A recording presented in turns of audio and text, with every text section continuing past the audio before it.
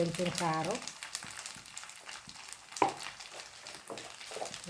దాంట్లో కొంచెం సాల్ట్ వేసాం కాబట్టి ఉప్పేసి ఉడకబెట్టుకున్నాం కాబట్టి ఇంకా దాంట్లో అవసరం లేదు.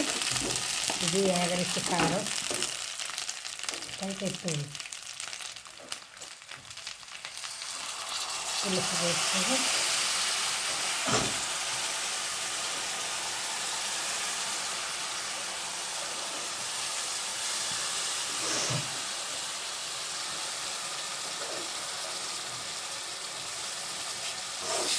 చింతపండు పులుసు పోసుకొని బాగా మరగనిచ్చి దాంట్లో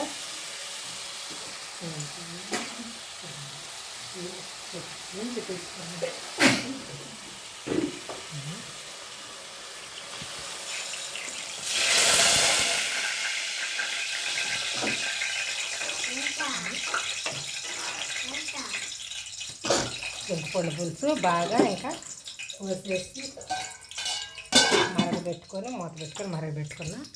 ఇంక ఇప్పుడు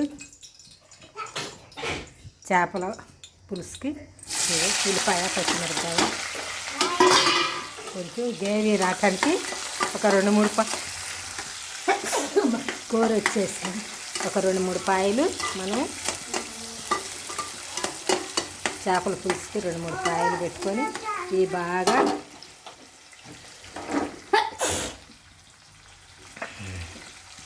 ఆగనిద్దాం.